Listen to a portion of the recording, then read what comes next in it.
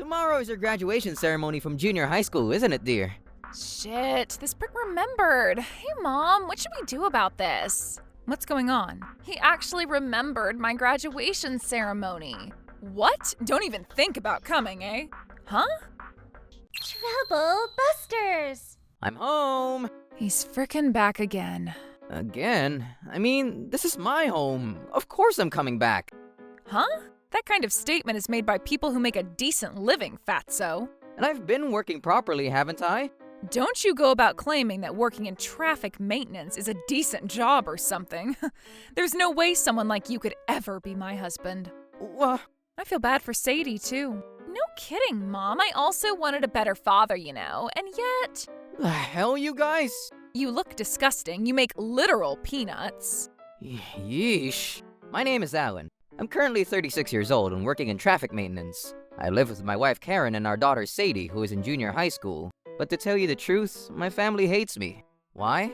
Just the other day... Mom, I would like a cell phone soon. I don't think that'll be possible anytime soon, darling.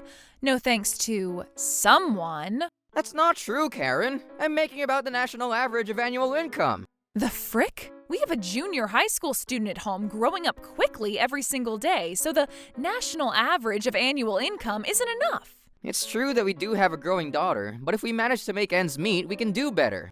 So what, saying I'm bad at managing things, are you? No, not that. Then the frick you mean, eh? You're such a bother to us both. Sadie, I'll get you a cell phone. What? Really? I actually thought of something. We gotta cut this slug's allowance. What the? Wait a second. What am I gonna do if my allowance is cut to crumbs? I'll give you $5 every day, and you can use that to have lunch. And about commuting, there's really no other choice but to buy you a season pass for the bus. But even so, I wouldn't be able to buy any drinks if I'm thirsty on the job. Guess you'll have to put up with that. Put up with it? Your lovely daughter wants a cell phone, Alan, and it's only natural for her father to put up with that for her sake. If you say that, I think you also ought to buy some cheaper cosmetics. Men and women are different. Don't put us in the same group. You're such a douchebag. Reduced to $3 per day. But I can't get nothing. You better be freaking grateful that a hunk of lard like you gets $3 for lunch every day. No. And that's how I'm treated every single day. However, I put up with it, because for the sake of them both, I had to. Until one day, when I saw a shocking sight. While I was taking a break from work, I saw a woman who looked exactly like my wife Karen, walking hand in hand with another young guy. As soon as I finished work, I rushed back home as quick as possible and checked with her just to be sure. I'm home. Why the frick do you come home every day? Karen, did you go somewhere today? Huh? What business do you have about where I go? Actually, I saw you today during my break at work. You were walking hand in hand with a young guy, weren't you? Ah, okay, I see. Guess the cat's out of the bag. What? What do you mean? Shut up! What? It's because you are so frickin' sloppy that I have to fill what I want in with other men. And so, you admit it? Hell yeah, I am, bucko. That's no good, though. Are you serious right now? It's a blessing to just have a human pile of sludge like yourself even be the husband of yours truly. What the hell? Because you're like that, Dad, Mom has to find other women. And even you, Sadie? How can you say that? Don't you hate it that your mother's getting along with men other than me? I wouldn't like it, no, normally. But with you, honestly, it's a different story. I understand how Mom feels. Why do I have to hear that? Karen showed zero remorse and instead immediately became furious. And to think that my own daughter would say something like that to me. I was honestly shell-shocked. However, as if to add insult to injury, Karen put in, At the time, there were about 5 other candidates, but the others were all some unknown musician or model and didn't have stable income. I chose you by process of elimination, but I guess I made a mistake. Does that mean you were having affairs even before you got married? That's right. As a woman, it's a decision that will decide her life, so it's only natural that I did. What the? I also chose you as a life-defining decision to marry, you know? You chose me? I ask again, are you frickin' serious? And yet you were cheating on me. I feel like you're playing the paranoid victim here, but it's not my fault, you know. The frick? The person who cheated on me is completely at fault. No, it's the fault of the person being cheated on. Huh? If you were working properly and making decent money, there would be no need to cheat. That's bullshit! And since I've been doing this work since before you married me, you admitted you accepted it. That's not true. I thought that after we married, you would change jobs and make a lot more money. But my expectations were so wrong. You mischievous woman. And about my current boyfriend, he's younger than you by a lot, but he's several times better than you already. I was under the impression that I was working hard and sacrificing everything for this family of mine, but I never expected to be treated like this. Moreover, she had been cheating on me even before marriage. And finally, she doesn't seem to have any regrets about her current love affair. I hired a few detectives to look into it and identify her current boyfriend.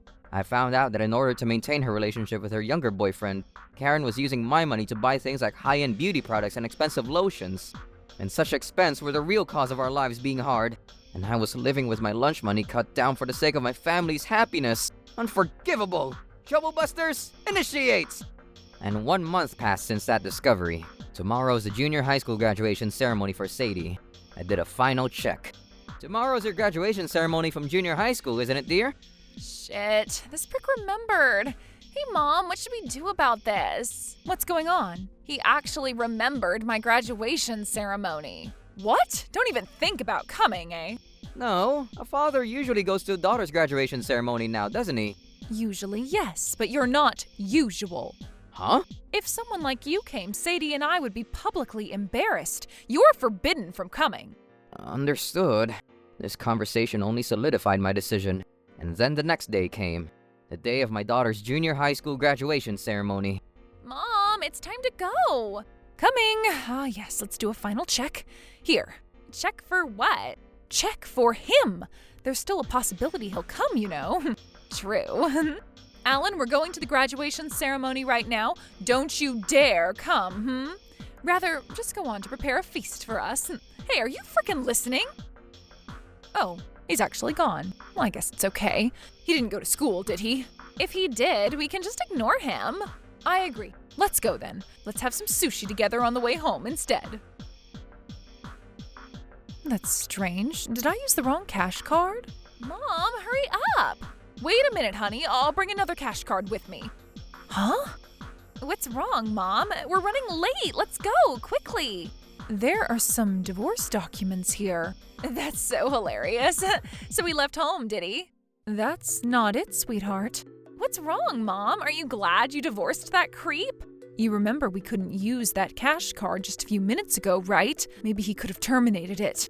What? But that's bad news for us. Hold on a second, I'll look for another card. Damn it. All the cash cards I had hidden, they're all gone. What the? Call the bastard. I guess that's best. Hello, Alan? Where are you now? Why? Of course we'd be surprised if something like this happened to us. Based on your words and actions up until now, I thought this was the best gift I could give you, honestly. Let's calm down, Alan. Meet up sometime, someplace, to talk? Understood. I'll come home tomorrow.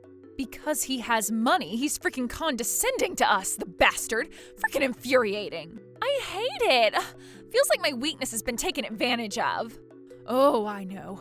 I'll talk to my boyfriend, see what we can do. If we can get him on my side, I'll throw that meatball away. Hello, Kyle. What's up? Well, it looks like my husband filed for divorce. Funny, isn't it? And all my bank cards and stuff were taken away, so I don't have any access to money anymore. And today is my daughter Sadie's graduation ceremony, so I wanted her to have a feast. Would you like to join us? Who will pay? Can you lend some to me just for today? I'll pay you back as soon as I get it back from my husband. Listen. You know, the reason I'm dating you is because you pay for everything. I have no interest in you at all if you don't have any money. Wait a minute. It's not that I haven't any money, it's just that my husband took it all away for the moment. I'll get it back very soon. If so, give me a call when you get back, eh? Tomorrow? Anyway, I've had enough. What? I'm tired of someone older and settled like you. See ya. Hey, what? After saying that, he hung up. What do I do? My boyfriend dumped me. You can't be serious. Then the only thing we have is to repair our relationship with that prick no matter what. I know. And the next day, I went home to settle things once and for all. I'm home. Welcome back. We were waiting for you. Ugh, what's this? It's disgusting. You never said shit like that before. Up until now, I was also spoiled by you, honey, because I knew you would be there for us. You were the one who hated being around me, eh? That's why I'm reflecting on it. Now that I almost lost you, I realized once again how important you are to me. Right, Sadie, sweetheart? That's right, Daddy. Daddy? You never called me that before. I'm about to become an adult, so I thought I ought to behave properly now. Oh well. But the reason I came home today is because I thought that we would have a good chat about the divorce. Wait a minute, I don't want a divorce. Eh? Well, you said you had the wrong expectations of me, right? That's just what I was thinking at the time, but now I know for a fact that is nowhere near the truth. And did you think that way before and not now? What changed? And I told you a few times already by now, but I realized how important you are. And why all of a sudden? Not suddenly. I've cared about you from the beginning. However, I could never tell you the truth because I'm not an honest person either. Huh. Even though my annual income is only average. In today's world, just making the annual income that is right around average is still a big deal. As you're older now, Alan, you definitely look different from when you were younger. No. My weight hasn't changed that much from when I was younger, Karen. But still. Why did you change so much, eh? Huh? What you're saying is a complete 180 from what I'm accustomed to. Did something happen? There's nothing special. I've said it many times by now, but I only realized how important you are to me and my happiness when I nearly lost you. My importance in your life, eh? So what about me is important to you? That would be...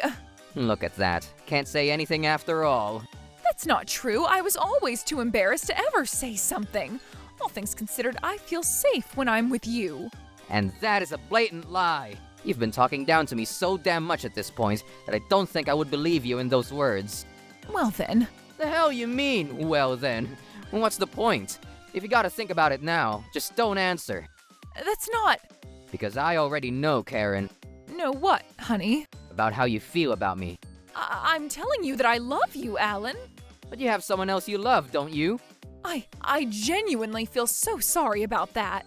Is that so? It may indeed be too late, but the fact remains I want to start over with you. A mistake made once is not just a one-time thing. It is. I reflected on everything I did to you, and I broke up with him. I thought that was at least a sign of sincerity to you. Sincerity, my ass. Why are you laughing? Don't you believe me? There's no way I would believe such a lie as why. It's not a lie. I really did break up with him. Did you really? Or were you betrayed somehow? What? You wrap up reality in a nice little gift box for your own sake, but the truth is, that man abandoned you. What are you saying? Karen actually looked away as if I'd struck a sensitive nerve. As if to add salt to the wound, I held out a voice recorder in front of me. What is this?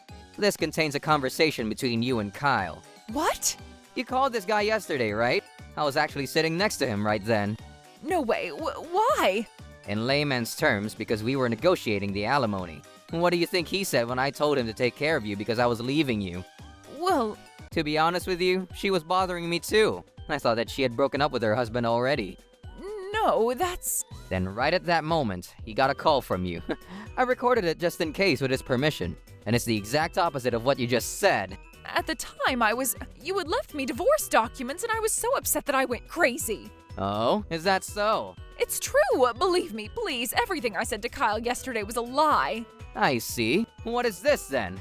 I held out in front of Karen another voice recorder that I had hidden on me. What is it now? Actually, a while ago, I installed a voice recorder here at home to get evidence of your affairs, Karen. What? You went to such lengths. Actually, I forgot to turn it off after a while. That means the conversation you and Kyle had yesterday is recorded verbatim on this recorder. I can't believe it. That's why I say I can't trust anything you say, no matter how convincing it may sound. It's not like I said anything strange. Didn't say anything strange. What? If you really proved to me that you wanted me and needed me, I was going to reconsider the divorce. Really? Well then... But that was before I listened to the recording. Oh... You were laughing when you saw my divorce papers, weren't you? No, I did not. Sadie was, actually. That's right. Sadie was certainly laughing. But in the end, you see... Huh? You were fully willing to divorce me. and tried to ask Kyle for help, didn't you? I didn't. No. The whole conversation on the tape recorder is still here, Karen. Ugh. And then you were mercilessly thrown into the dumpster. It couldn't be helped, so you decided to try to improve your relationship with me. Ain't that right? No. Bruh, you cannot deny it. When I heard this recording, I realized that even deep down, you two had absolutely zero desire to start over with me again. I only said that because it was Sadie who pulled me into her scheme. I truly didn't think so, personally. I would like to formally discuss the divorce now. I refuse. I will not divorce you. I see. Shall we go to court then? Court? I mean, duh. Because we don't agree with each other's opinions. Even with the court involved, I will not allow it. It's up to the judge to decide that. Well, I have to gather evidence now, so I gotta get going. Wait a minute. The hell you mean, gather evidence? If we're going to court, I'll have to gather a lot of evidence for your love affair and submit it all. What? Also, your mother and father actually may have to attend the trial as witnesses. So I have to head over to their house and ask them to cooperate. No! What's wrong? Don't tell my parents about this. You know that my father is strict. But it can't be helped if we have to settle this in court, can it? But that's... So what'll it be, eh? Do you accept the divorce? I'm begging you, Alan, help me. Eh? How can I ever live if I break up with you? On the contrary, it should be fun for you. With a hunk of lard like me gone. That's not true. I might end up alone for the rest of my life like this. Maybe you should just get a new boyfriend. We both have no idea what to expect for the future, and that's why I'm begging you. I see. I understand. I understand how you feel, really. What? You do? Well then... If you tell me that your husband has to be me. But nah, in the end, you only see my money. No, that's not true. You were dumped by your younger boyfriend. And since you've only ever been a housewife, you don't know how to work at all. So you can't help but feel panicked. Isn't that so? I mean, that's true, somewhat. That's why I completely understand why you think you can keep me for a while as your husband, and then abandon me when the right time comes. I won't do that. I wish you could have told me even once that you love me and don't want me to leave you. Maybe things would be different now. I love you, so please stay with me. Too late now, Karen. If you don't agree to the divorce, we will go to court. There is no other choice. No. What do you say? Decide quickly, eh? If we have to go to trial, I have to prepare everything too. I understand. I agree to the divorce. Good. All that's left is to send you the necessary documents through my lawyer. Documents? What kind of documents? Alimony, of course. Huh? You're seriously going to demand alimony from me when I don't have any money? Obviously. I knew it was a lost cause. What? Let's settle this in court. In other words, I want records of these matters in writing, so we're going to court regardless. But please, anything but that. No can do, Karen. Your lack of remorse really made my feelings for you turn stone cold. I'll see you around in the courtroom. Wait a minute, please forgive me. I regret everything. After that, we smoothly proceeded with the divorce through my lawyer.